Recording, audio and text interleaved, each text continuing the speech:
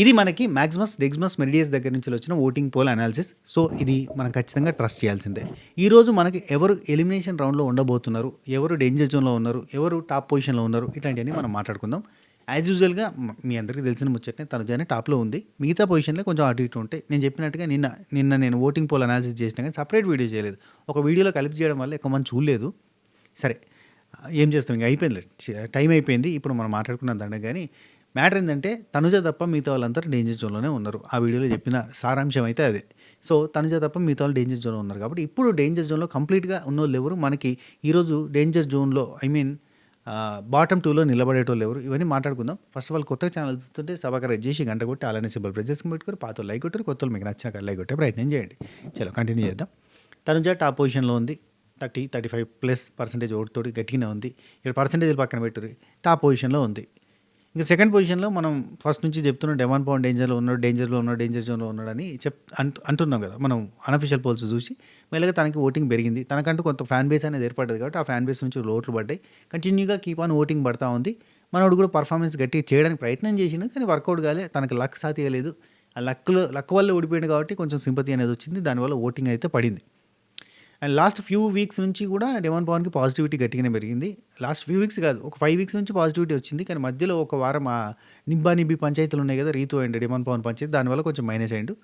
Right, ఆ తర్వాత మాత్రం కంటిన్యూగా పెరుగుతూనే వచ్చింది. ఇప్పటికి కూడా మంచి ఓటింగే ఉంది. విన్నర్ కంటెస్టెంట్కి కూడా అర్హుడే కదా అన్న పాయింట్ ఒకసారి వచ్చినప్పుడు బాగా రైజ్ అయిందని చెప్పొచ్చు. ఓటింగ్ అప్పటి నుంచి బాగా రైజ్ అయిందని చెప్పొచ్చు. మనోడి బిహేవియర్ కూడా, టాస్క్ల పర్ఫార్మెన్స్ కూడా చాలా 100% ఇస్తాడు. 100% ఎఫర్ట్స్ పెట్టడానికి ట్రై చేస్తూ ఉంటాడు. అవన్నీ కూడా జనాలకి ఇష్టం. అండ్ ఎంత గెలిచినా ఓడినా ఒకటే తీరు ఉంటాడు. మళ్ళీ పోయి వంటకాడ పోయి కూర్చుంటాడు. అట్లాంటాడు. మొన్న టికెట్ ఫినాల్ రేస్ నుంచి అవుట్ అయినాక కూడా పోయి చికెన్ కబాబులు చేసి అందరికి పెడతలేడా, బిగ్ బాస్ కూడా నాకు కొంచెం పెట్టు అని చెప్పిండు. ఆ కైండ్ ఆఫ్ వర్కహాలిక్ లాగా కనబడతాడు. అవన్నీ కూడా జనాలకి ఇష్టం. సో, దానివల్ల డెమాన్ పవన్కి ఓటింగ్ అనేది అయితే వస్తుంది కంటిన్యూగా. సెకండ్ లెవెల్ ఆఫ్ ఓటింగ్ ఇప్పుడున్న వాళ్ళలో వచ్చింది. So, congratulations. నెక్స్ట్, సంజనాక్క కూడా నిన్న మొన్న నేను చాలాసార్లు అన్న సంజనాక్క లిస్ట్లో ఉంది, చాలా తక్కువ ఓటింగ్ పడుతుంది అని చెప్పి ఇన్ఫర్మేషన్ వస్తుంది అని చెప్పి నేను చెప్పిన కదా. కీప్ ఆన్ ఓటింగ్, అది ఏమైందంటే ఖచ్చితంగా ఓటింగ్ అనేది పెరుగుతుంది. మనకి ఈ అనఫిషియల్ పోల్స్, ఇక రకరకాల పోల్స్లో చూసి మనం చెప్పిన దాన్ని బట్టి నేను అన్న అప్పటికి సంజనాక్క లీస్ట్లో ఉంది అని నేను చెప్తే చాలామంది, అంటే సుమనన్నతో ఈక్వల్గా ఉందట ఓటింగ్లో అని చెప్పి నేను చెప్తే చాలామంది నన్ను తిట్టారు. నువ్వు రీతుకు ఫ్రెండ్ కాబట్టి రీతుని లేపుకుంటున్నావు, సంజనాక్కని తక్కువ చేసి చెప్తున్నావు అన్నారు. అయ్యా, తక్కువ చేసి చెప్తే ఎక్కువ ఓటింగే పడుతుంది. నాకు అక్కడ అనఫిషియల్ పోల్లో కనబడేదే చెప్తాను, నేనేం కావాలని కల్పించి చెప్పేదేం కాదు.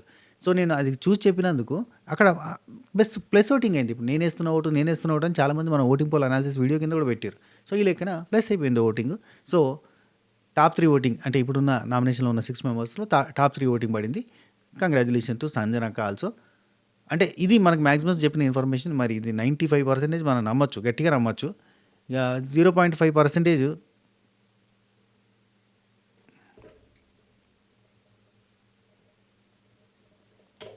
ఇది మనం 95% నమ్మొచ్చు. కానీ ఆ 5% మన చేతిలో ఉండదు, బిగ్ బాస్ చేతిలో ఉంటుంది. అదంతా మన చేతిలో ఉండదు, తెలుసు కదా మీకు. రైట్, ఇది పక్కన పెడితే మనకి సంజనాక్కకి ఓటింగ్ పడడానికి కారణం ఏంది? డెమాన్ పవన్ కంటే మనకి టాస్కులలో పర్ఫామ్ చేసిండు, అంతకుపోయిన వారం టాస్కులో పర్ఫామ్ చేసిండు, పర్ఫార్మెన్స్ ఉంది, కంటిన్యూగా ఉంది, keep on continuing performance. And నామినేషన్లో కూడా దానికి టుంబ్రీ నామినేషన్లు పడ్డాయి.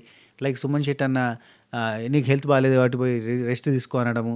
అంతకంటే ముందు క్యాప్టెన్సీ టాస్క్లో కూడా తను వీరోచిత పోరాటం చేసి నడుము నొప్పి వల్ల పడిపోవడంతో కూడా తనకు సింపతి వచ్చింది. ఆ తర్వాత చూస్తే నామినేషన్లో మన పాత రీజన్స్, అదే మాన్స్టార్కి సంబంధించిన టాస్క్లు, ఆ క్యాప్టెన్సీ టాస్క్కి సంబంధించిన రీజన్స్ని బట్టి తనుజ గట్టిగా షౌట్ చేస్తూ ఆర్గ్యూ చేస్తూ చేసిన దానిలో అక్కడ డిమాండ్ పవన్కి ప్లస్ అవ్వడం, ఇవన్నీ ఉన్నాయి కాబట్టి తనకు ఓటింగ్ పెరిగింది. మరి సంజనాక్కకి ఏమైంది అని అంటే, సంజనాక్కకి ప్రతిసారి ఫస్ట్లోనే తీసేయడము, స్టార్టింగే తీసి పక్కన పెట్టడం, తను బాధపడడం, ఇట్లాంటివన్నీ కూడా తనకు ప్లస్ అయితే వచ్చినాయి.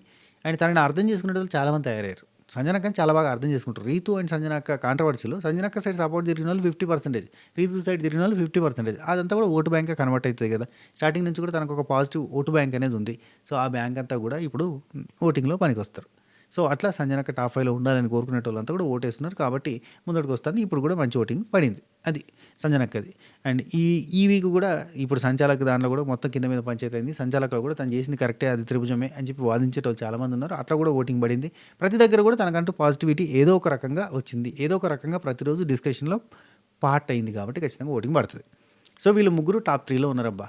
ఇక మిగిలిన ముగ్గురు ఉన్నారు చూడు, వాళ్ళు డేంజర్ జోన్లో ఉన్నట్టు. ఇలా మిగిలిన ముగ్గురులో సుమన్ అన్న completely danger zone, Ritu Chaudhary completely danger zone and Bharani అన్న కూడా డేంజర్ జోన్లో ఉన్నాడు.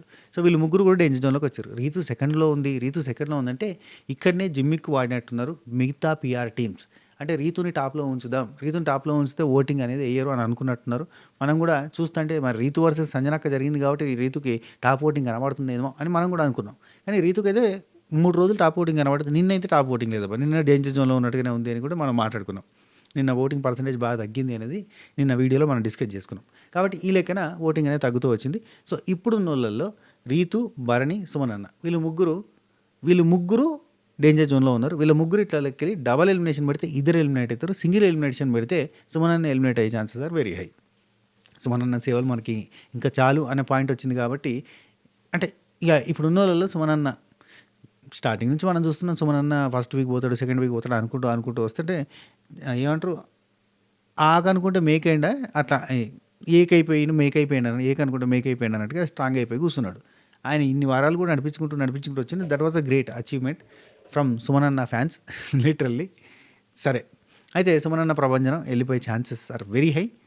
లేదు అంటే డబల్ ఎలిమినేషన్ పెడితే మరి ఎవరు వెళ్తారు? సుమన్ అన్నతో పాటుగా మరి భరణి అన్న వెళ్తాడా, రీతు వెళ్తుందా చెప్పలేం.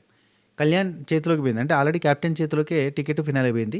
ఒకవేళ రీతు చేతిలోకి ఆ టికెట్ ఫినాలే వచ్చింటే కనుక లాస్ట్ దాకా రీతు వచ్చిందంటే great achievement. Actually Emmanuel, Ritu వీళ్ళంతా కూడా గ్రేట్ అచీవ్మెంట్. వాళ్ళంతా గూడు పుట్టాన్ చేసిరా, పల్లి బఠాన్ చేసిరా, ఏం చేసిరా పక్కన పెడితే వాళ్ళు మొత్తానికి అయితే టాప్ దాకా వచ్చారు టికెట్ ఫినాలే రేస్లో.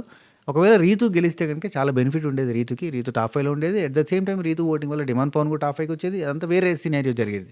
ఇప్పుడు చూస్తుంటే డిమాండ్ పవన్ టాప్ 5కి పోయేటట్టు ఉన్నాడు కానీ రీతు ఎలిమినేట్ అయ్యే ఛాన్స్ కనబడుతుంది. అట్ ద సేమ్ టైం సంజనక్క టాప్ 5కి పోయే ఛాన్స్ కూడా కనబడుతుంది. సో ఓటు బ్యాంక్ అట్లా తిరిగింది. కాబట్టి మీరేమంటారు చెప్పండి? అంటే మీకు రీతు ఎలిమినేట్ అయినా పర్లేదు, సుమన్ అన్న ఎలిమినేట్ అయినా పర్లేదు, భరణి అన్న ఎలిమినేట్ అయిపోయినా ఎవరు ఎలిమినేట్ అయితే పర్లేదు. అఫ్కోర్స్ ఎవరు ఎలిమినేట్ అయినా గేమ్కి ఇప్పుడు చేంజ్ అయ్యేది ఏం లేదు. లాస్ట్ 2 వీక్స్లో పెద్దగా చేంజ్లు మతలబులు జరిగేది ఏం లేదు. ఉన్న వాళ్ళతోటి ఏదో అలా సరదాగా 4 గేమ్స్ ఆడిపిచ్చేస్తాడు, ఓడేస్తాడు. అంతమించి ఇంకేం లేదు. ఇప్పుడు నామినేషన్స్ ఉంటాయి. ఉండేది ఎంతమంది? 8 మందిలో 2 పేరు అనుకో, 6 ఉంటే 6 మధ్య నామినేషన్, లేదంటే ఒకరే పేరు అంటే 7 మధ్య నామినేషన్. అది పెద్ద గేమ్ సినిమా ఉంటుంది కావాల్సుకొని. అంటే ఇప్పుడు రీజన్స్ ఉన్నాయి వీళ్ళకి. ఒకవేళ రీతు ఉంటే రీజనింగ్ ఉంది, రీతు ఉంటే భరణి అనకు రీజన్ ఉంది, లేదు రీతు లేకపోయినా కానీ సంజన మీద ఒక రీజనింగ్ ఉంది. వీళ్ళ మధ్యలో కొట్లాడుకోవడానికి పంచాయతీలు ఉన్నాయి, పాయింట్స్ ఉన్నాయి. సంచాలకుల మిస్టేక్ చేసిన త్రిభుజం కాదు, అది కాదు, చతుర్భుజం, అన్ను మశానం అని చెప్పి ఏదో ఒక పాయింట్స్. అందుకే నాగార్జున గారు కూడా గట్టిగా స్ట్రెచ్ చేసి గట్టిగా పాయింట్అవుట్ చేసి ఇది కరెక్ట్, ఇది రైట్, ఇది రాంగ్ అని చెప్పారు. చెప్తే ఏంటంటే నామినేషన్ చేసుకోవడానికి ఏం పాయింట్స్ ఉంటాయి. ఇప్పుడు పాయింట్స్ ఉన్నాయి కాబట్టి నామినేషన్స్ ఉంటాయి. సో ఈ వారం సుమన్ అన్న వెళ్ళిపోయినా పెద్ద చేంజ్ ఓవర్ లేదు కాబట్టి సుమన్ అన్న ఒక్కనే పంపించి మిగతా వాళ్ళందరి నుంచి నెక్స్ట్ వీక్ ఏమైనా మార్చేస్తారు, టాప్ 6 కానీ, లేదంటే నెక్స్ట్ వీక్ ఒక ఇద్దరిని తీసేచ్చే ప్రయత్నం అనేది చేస్తారు. హైలైట్ ఏంటంటే ఇమాన్యుల్ బిగ్ బాస్ టాప్ 6 పెట్టండి, బిగ్ బాస్ ఇంత కష్టపడ్డాం ఇక్కడ దాకా వచ్చినాం అని అంటాడు. అంటే ఈ వారం ఉండడో అన్నట్టుగా, నెక్స్ట్ వీక్ నామినేషన్ వస్తే ఉండనో అన్న భయం ఉంది ఆయనకి. ఈ వారం ఎట్నో అట్లా బచాయించిన నామినేషన్ నుంచి అని అనుకుంటాను Emmanuel. That was the different thing. And ఇంకోటి, అవును, కొంతమంది నాకు మెసేజ్ చేశారు. నేను నిన్న కళ్యాణ్ ఎందుకు తనుజకి సారీ చెప్పిండు అది కరెక్ట్ కాదు అన్న ఫీలింగ్లో నేను మాట్లాడితే దాని పాయింట్ని పెట్టుకొని ఒక్కొక్కరు ఒక్కో రకంగా మాట్లాడుతున్నారు. తనుజ దగ్గరికి అసలు ఫస్ట్ ఫైనలిస్ట్ అనేది పట్టుకొని తనుజ దగ్గర కూడా పోలేదు. తనుజ అంతా హెల్ప్ చేసింది. తనుజ తన గెలుపు కోసం ఆ బాల్స్ వేసింది, దాంట్లో కూడా సపోర్ట్ చేసింది, అన్ని రకాలుగా సపోర్ట్ చేసి మోటివేట్ చేసినా కానీ ఆ ఫస్ట్ ఫైనలిస్ట్ ఇమాన్యుల్ దగ్గర పట్టుకొని పోయింది కానీ తనుజ దగ్గర పట్టుకోలేదు. తనుజ ఖచ్చితంగా ఫీల్ అవుతుంది. ఈ కైండ్ ఆఫ్ మాటలు మాట్లాడుతూ ఎస్ ఫీల్ అయిందొచ్చు, ఫీల్ అయింది అని ఇన్ఫర్మేషన్ వచ్చింది కాబట్టి బయటకి సోషల్ మీడియాలో జరుగుతుంది కాబట్టి సో ఫీల్ అయింది. అయినా కానీ ఒక మాట, అక్కడ ఇమాన్యుల్ గ్రేటా లేదంటే తనుజ గ్రేటా అంటే కళ్యాణ్కి ఇద్దరు గ్రేటే. అది అనుకోకుండా జరిగిన సీన్ని పట్టుకొని మనం దాని గురించి మనం హైలైట్ చేయాల్సిన అవసరం లేదు. అండ్ ఆ సీన్కి తను ఫీల్ అయితే ఎంబటే సారీ చెప్పుకుంటూ వాళ్ళు ఒకటైపోతారు, వాళ్ళు కలిసిపోతారు. మనం ఫీల్ అవ్వాల్సిన అవసరం లేదు. అది మ్యాటర్. ఓకేనా? ఈ వీడియో మీకు నచ్చితే లైక్ చేయండి, షేర్ చేయండి, కామెంట్ చేయండి, సబ్స్క్రైబ్ చేయండి, గంట కొట్టండి, అలానే సింబల్ ప్రెస్ చేసుకుని పెట్టుకోండి. అండ్ ఎవరు ఎలిమినేట్ అవ్వాలి, ఎవరు ఎలిమినేట్ అవ్వకూడదు అని మీరు అనుకుంటున్నారు. And in the mean while ఒక విషయం చెప్దాం అనుకున్నా. సుమన్ అన్నకి ఓటింగ్ ఎందుకు పడలేదు, భరణి అన్నకి ఓటింగ్ ఎందుకు పడలేదు, రీతుకు ఓటింగ్ ఎందుకు పడలేదు? రీతుకి ఎంత చేసినా పాజిటివిటీ వస్తలేదు. రెండోది భరణి అన్నకి ఈ వీక్ బాగానే పాజిటివిటీ వచ్చింది కానీ మరి అది సరిపోలేదేమో. వీళ్ళకి అసలు ఓటింగ్ ఎక్కడికి వెళ్ళి వస్తలేదు. అసలు ఈ లీస్ట్లో ఉన్న వాళ్ళకి ఓటింగ్ ఎందుకు పడలేదంటారు? రీతుకి అయితే ఎంత చేసినా సింపతి వర్కౌట్ అయితే లేదు, పాజిటివిటీ వస్తలేదు. ఇదంతా కూడా రీతుకున్న మైనస్లు. రీతుకున్న